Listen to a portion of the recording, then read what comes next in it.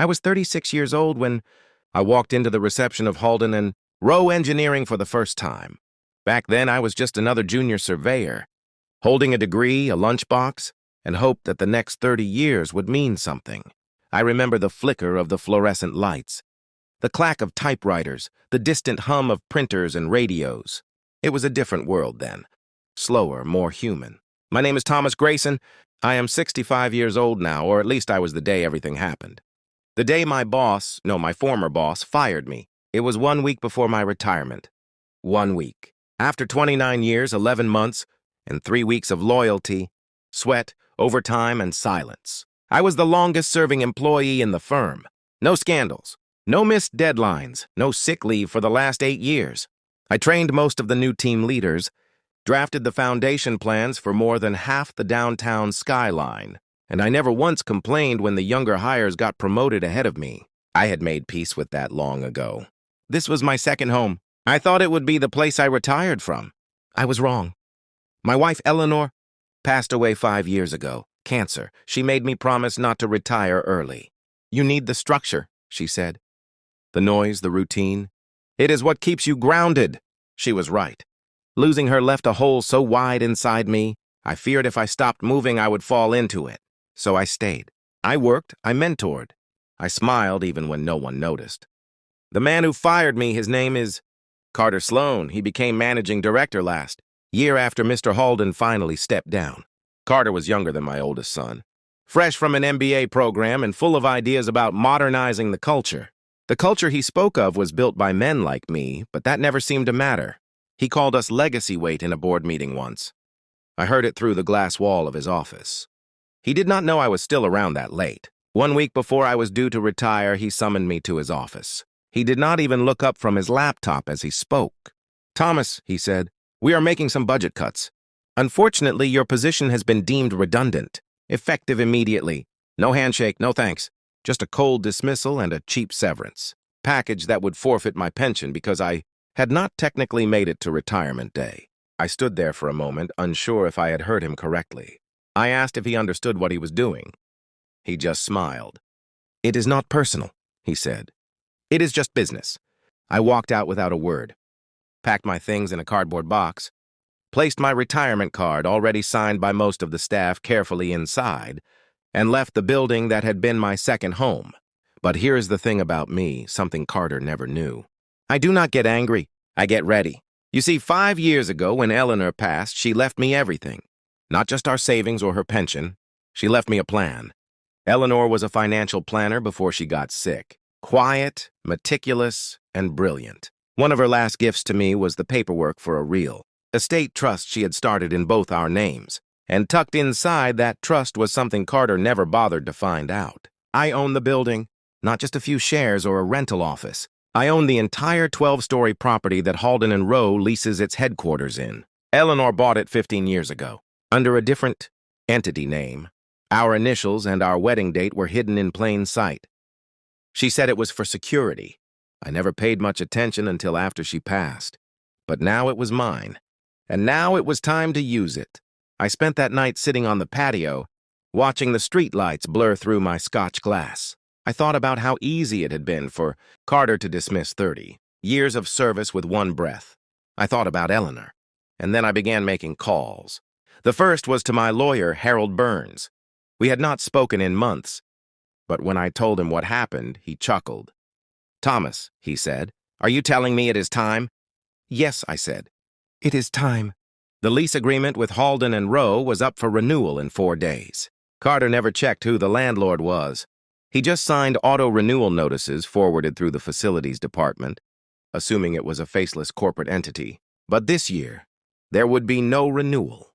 The next morning, I walked into the property management office that handled the building on my behalf and requested that the lease not be extended. I wanted them out by the end of the week. Legally, I was within my rights, especially since they had breached multiple minor clauses about maintenance and usage that would void automatic renewal. The building had a waiting list.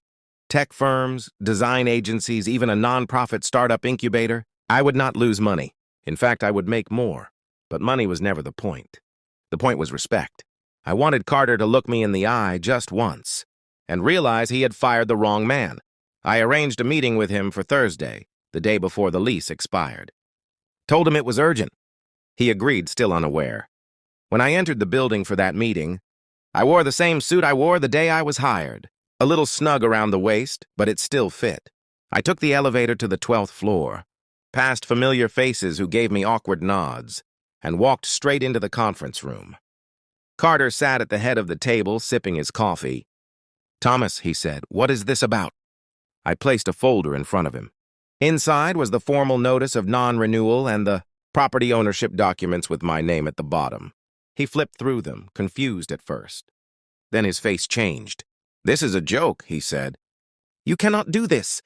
"Oh, but I can," I replied calmly. "And I have."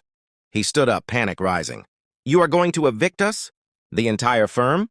I nodded. "That is exactly what I am doing." And then I walked out. Leaving him speechless in the glass box he thought made him powerful. But I was not finished yet. The next day, the building buzzed with whispers. Someone must have seen Carter's expression after our meeting, because even the junior staff were exchanging curious glances in the halls. I did not speak to anyone. I simply walked to the elevator, nodded politely to the security guard, who had been there since the early 2000s, and went home. That afternoon, Carter sent me a frantic email. He asked for an emergency meeting to discuss options. I did not reply. He followed up with a second message, more carefully worded, requesting a grace period for corporate transition. Still, I said nothing. That evening, I called Harold again. He was already preparing the legal transition documents and had contacted the management company to initiate the notice for building-wide updates. By morning, every tenant in the tower had received a memo. The lease for Halden and Rowe's office will not be renewed. Please anticipate access changes beginning Monday. Carter did not see it coming, but the rest of the building certainly did. I had worked alongside many of those people for years. Most of them knew me simply as Tom from engineering. They had no idea I was their landlord. One office manager sent me a personal message. "If this is about what I think it is, good for you," she wrote. "We always knew you were the real backbone of that company." The following afternoon, Carter called my personal number. I let it ring. Then he tried again. On the 5th attempt, I picked up. His voice was sharp, stressed, and trying to sound composed. He wanted to know why I was doing this. He claimed he had not known about my retirement date. He said the decision was not personal. I listened quietly, letting him talk himself into circles. When he paused to breathe, I spoke one sentence. "You said it yourself, Carter. It is just business." He hung up without another word. I stared at the blank screen for a while, wondering if I had gone too far. But then I remembered all the years. I had stayed late while he took credit for my reports. All the young employees he favored because they spoke his corporate lingo. All the times I sat silently in meetings while my suggestions were ignored, until someone younger repeated them and got applause. By Friday, movers were already on site. The firm was scrambling to find a temporary office space. Staff carried boxes down the elevator with stunned expressions. Carter had not told them the full story. He had claimed it was a sudden property issue. I knew the truth would leak out soon. It did not matter whether he tried to spin the narrative. Word travels fast when people feel wronged, and the truth finds its way through even the tightest filters. I received a letter from the firm's former founder, Mr. Halden, the same man who gave me my first job. He had retired 2 years earlier, but he had heard about what happened. He thanked me for standing up for myself. "It was your loyalty, Thomas, that kept that firm stable through 3 recessions and 2 mergers," he wrote. "I regret leaving it in lesser hands. What you did, well, it was just. Over the weekend, I got another call, but this time it was from someone unexpected. His name was Brandon Pierce, director of a local architecture firm that had been trying to secure a place in the downtown district for months. He asked if I would be open to leasing the top floors to his company. "Your building has everything we need," he said. "And we have been hoping for a vacancy like this for over a year." I invited him to lunch. We met at a quiet bistro Eleanor and I used to love. Brandon was sharp, kind, and understood the value of history. He offered a fair lease, slightly higher than what Halden and Rowe had paid, but with a long-term contract and added perks for building upkeep. By the end of lunch, I had found my new tenant. The next week, Carter tried one last time. He showed up at my house. I saw his silver sedan pull into my driveway and watched him step out. dressed in a suit too expensive for a man, whose company had just lost its headquarters. I opened the door but did not invite him in. He stood awkwardly on the step, holding a folder in one hand. "Thomas," he said, "this has gone too far. We are hemorrhaging clients. The board is asking questions I cannot answer. Please give us a 60-day extension." I said nothing. He looked at me with desperation painted across his face. "I was wrong, all right? I misjudged you. I did not understand your value to the company. But now—" I raised a hand to stop him. "Now you want a second chance," I said. "Something you denied me without even blinking." He started to speak again, but I stepped back and closed the door. I stood behind it for a long moment, listening to the silence, hearing his footsteps retreat down the path. On Monday morning, Halden and Rowe's offices were dark. Security badges were disabled, and a new digital key system had been installed. A notice was posted on the glass doors. "Office access has been revoked per property management directive. Please contact building administration for retrieval instructions." Staff showed up confused. A few knocked, but most simply turned and walked away. By the end of the week, the new tenants had begun moving in. Painters arrived first, then new desks, lighting fixtures, and nameplates. Brandon invited me to join their first staff meeting as a guest. I stood in the back, unnoticed at first, until he introduced me. "This is Thomas Grayson," he said. "He owns this building, and he knows what it means to build something that lasts." People applauded. I did not expect it. I did not want revenge to feel like victory, but that moment it did. It felt like dignity. It felt like standing up straight after decades of bending to please people who never truly looked you in the eye. That evening, I drove to the cemetery. I sat beside Eleanor's grave, flowers in hand, and told her everything. I told her about Carter, about the meeting, the eviction, the new lease. I told her about Brandon, the applause, the letter from Mr. Halden. I told her I had done it with her in mind, that her plan had worked, that I had not let myself become invisible. "I kept going," I whispered. "Just like you said." I stayed there until the sun dipped below the trees.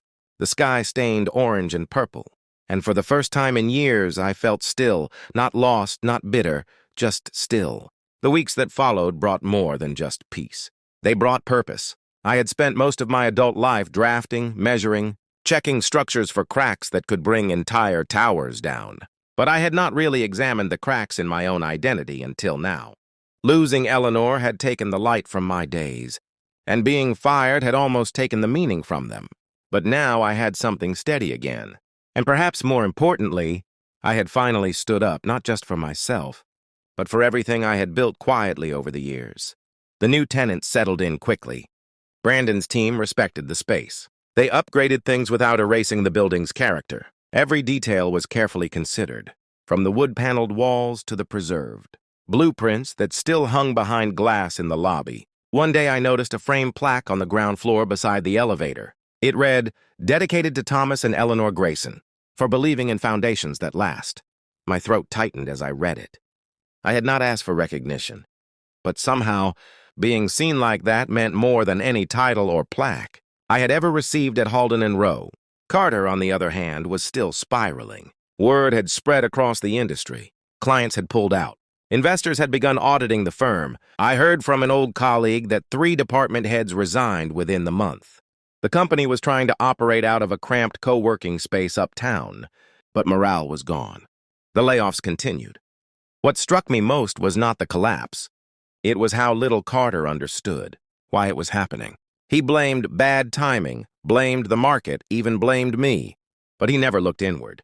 He never considered that a company built on dismissal and arrogance could not survive when the pillars of loyalty were kicked out from beneath it. One afternoon, I received a letter, an actual letter, not an email. The return address was Halden and Rowe's temporary location. It was from one of the junior engineers, Emily Ross. She had been with the firm for just 2 years. But I remembered her well, eager, precise, and kind in a way that stood out in corporate settings. Her note was handwritten, careful.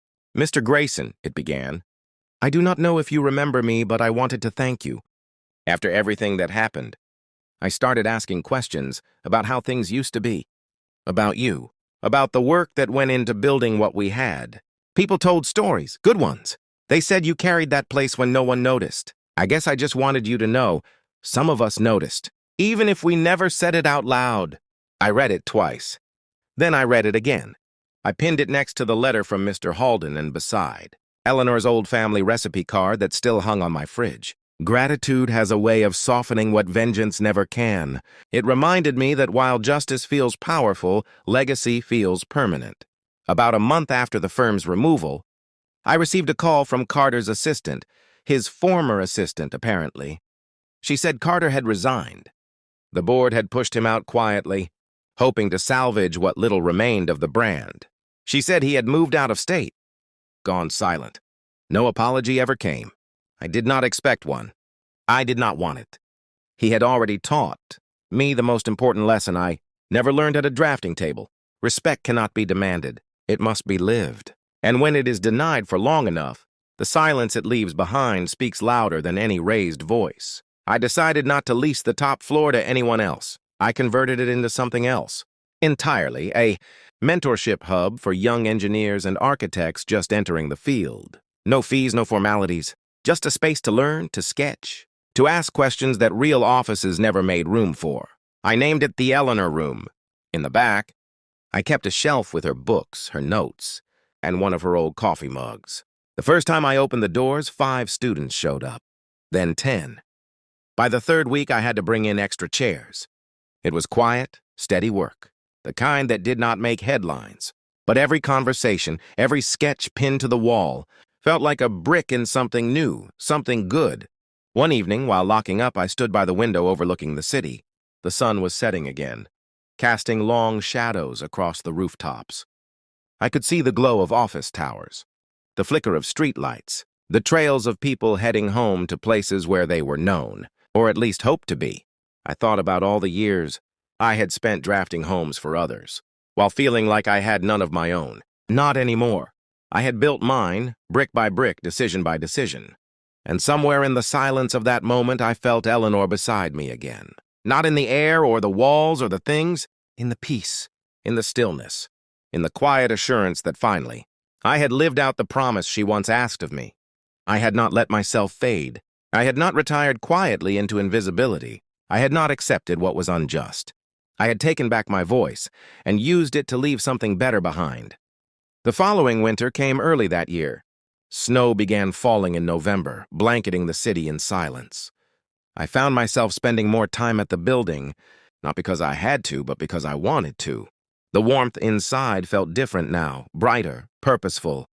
Young professionals came in and out of the Eleanor Room carrying coffee, blueprints, and dreams that reminded me of my own beginnings. They asked questions with wide eyes, listened with open hearts, and thanked me in ways Carter never did. One evening, a young man named Raphael stayed after everyone else had gone.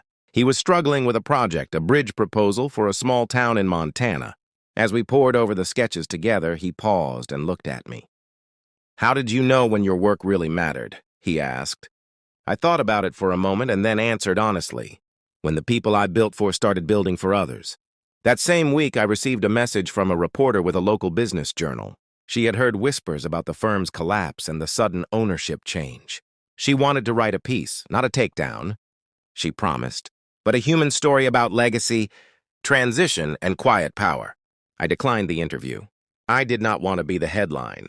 I had already lived through, too, many chapters where someone else claimed credit for work I had done in the background.